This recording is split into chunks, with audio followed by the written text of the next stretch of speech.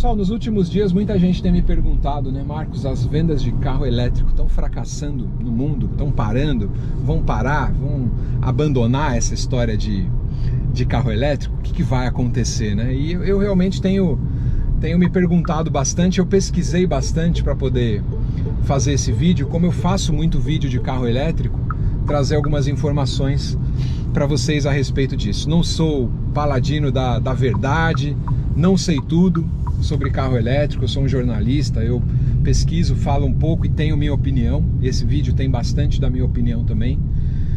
Muita gente tem me perguntado, a venda do carro elétrico está parando, acabou?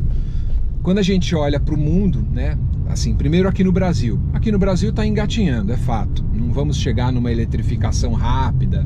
Imagina, o Brasil não tem, metade da população não tem nem esgoto, né? Muitas pessoas não têm condições de comprar um carro zero. O mais barato custa 70 mil reais. A renda do brasileiro mensal não chega a 3 mil reais. Então, a nossa realidade ela é atrasada mesmo, é um país de terceiro mundo. E eletrificação para nós, um futuro muito mais palatável é o carro híbrido, realmente. E muitas montadoras estão investindo nisso, estão anunciando pelo menos que vão fabricar mais carro híbrido. Quando a gente olha lá fora, na Europa, a eletrificação está bem avançada, é verdade, as vendas lá estão indo muito bem do carro elétrico. Na China também bastante, mas o mercado da China é enorme, ainda tem, nos grandes centros se vende carro elétrico e nas cidades pequenas vende carro a combustão, a gasolina, carro a diesel antigo, com motor antigo. Nos Estados Unidos está indo bem só em alguns lugares, né? Na Califórnia, ali na Flórida, em Washington, Chicago, cidades maiores. No interior não se vende carro elétrico, nos Estados Unidos vende muito pouco. Tanto que, nos últimos meses, a Ford ela reduziu pela metade a produção da Ranger, a F-150 Lightning. Eles reduziram pela metade a produção dessa picape. Pegaram os funcionários para voltar a fazer carro a combustão. A GM, por outro lado, ela também está enfrentando problemas. A Silverado EV, eles adiaram as vendas dela por 2 anos. 2 anos. Ela ia ser lançada agora. O Bolt saiu de linha. E não tem um substituto. O Cadillac, o Celestiq, né, tá com problema de produção. A Blazer EV tá com problema de produção, lá no problema do software. Então a GM também está enfrentando problemas.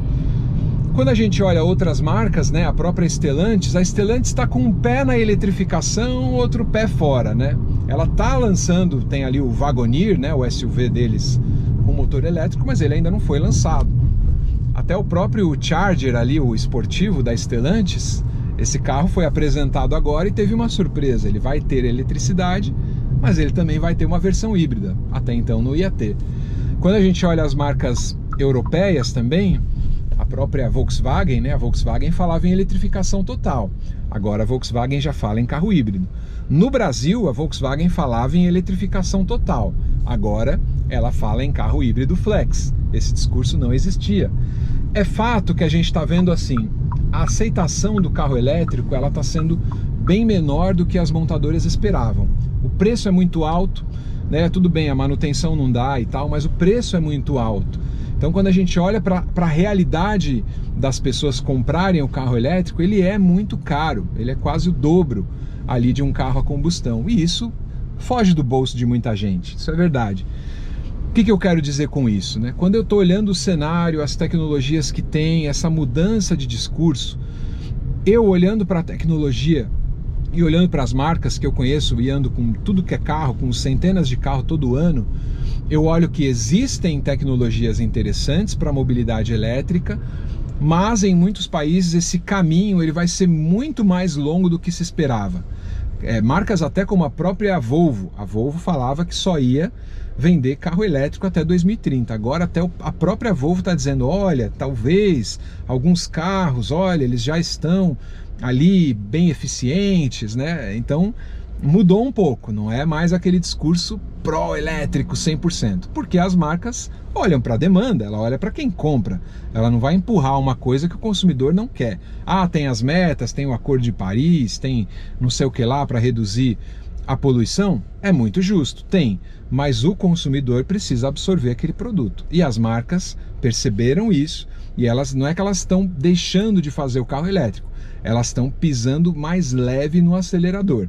Por isso que você vê, tal modelo vai ser elétrico e tal, mas também vai ter híbrido. Ou seja, elas também estão olhando para o outro consumidor. Aqui no Brasil, muito mais. Aqui não tem infraestrutura elétrica para todo mundo e não tem poder aquisitivo, muito menos, né? O carro... Eu estou aqui num dos carros elétricos mais em conta, 150 mil reais. O brasileiro não ganha 3 mil por mês, de renda média, né? Na cidade do interior é bem menor que a renda média. Então todo esse é o cenário que está se colocando, é isso. Eu acredito, olhando o que as montadoras estão fazendo agora, que o foco ele vai mais para os carros híbridos. No Brasil, muito mais. E aqui no Brasil, híbrido leve, nem vai ser híbrido plug-in. Ou híbrido puro, que é aquele carro que você não precisa abastecer. Corolla Cross, o Raval H6, por exemplo, é nessa linha.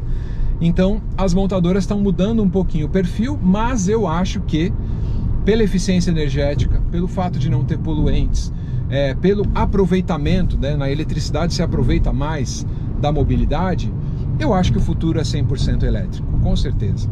Mas, neste momento, tá havendo uma crise de demanda e eu também acredito que não tem recurso para a gente produzir minérios, para a gente produzir bateria para todo mundo, carro elétrico para todo mundo andar de carro elétrico. Ainda acho que muitos países têm soluções aí no meio do caminho para poder alcançar essa descarbonização.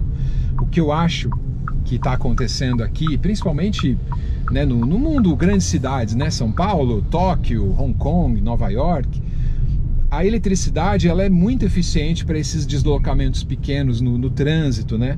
Ela realmente é melhor, né? Em São Paulo a gente já teve trólebus desde 1949 e a gente deixou de usar os trólebus. Olha a cabeça do nosso governante. Trólebus é eletricidade, não usa diesel.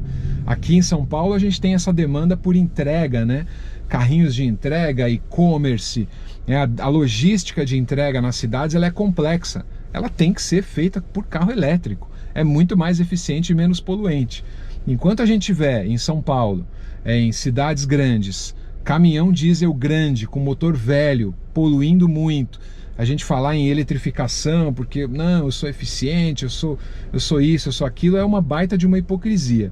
A gente tem uma lição de casa muito grande para usar a eletromobilidade para essas demandas. Transporte de passageiros, né? O metrô tá aí há mais de 100 anos para isso, né? O bonde que a gente também abandonou tá aí para isso, é elétrico. O trólebus, que a gente agora tá voltando a falar de carro elétrico, né? De ônibus elétrico com a bateria lá em cima, mas eles são caros. A gente poderia voltar a usar o trólebus, é eficiente, né? Então existe um longo caminho a ser percorrido. O Brasil tem uma vantagem muito grande de fonte de energia. A nossa fonte de energia ela é limpa, ela é hidrelétrica, 80 e poucos, acho que 82%, ela é muito eficiente na geração de energia. Nossa energia é limpa. Outros países precisam fazer transição energética. O Brasil, na verdade, nem precisa. A nossa fonte é limpa, a gente tem o etanol, boa parte da nossa frota é flex. Então a gente já tem uma vantagem. Quando fala que o Brasil precisa descarbonizar, eu arranco os poucos cabelos que eu tenho da cabeça, porque a gente tem já uma lição de casa feita. Na Europa a energia ainda é suja, nos Estados Unidos ainda é suja. A China é a maior emissora de poluentes do mundo. Então a gente fala de eletromobilidade no Brasil, a gente tem vantagens competitivas. Mas quero ouvir a sua opinião também. A minha tá dada. Não é que o carro elétrico fracassou, é que o tempo de transição vai ser bem mais longo, mas a gente tem uma grande vantagem competitiva. Enfim, é só uma troca de ideias aí para a gente falar um pouquinho sobre esse assunto. Tá em alta, é o meu assunto do trabalho, do dia a dia, falo disso todo dia e queria compartilhar um pouquinho com vocês, mas quero ouvir a sua opinião também. O que você acha? Comenta aí.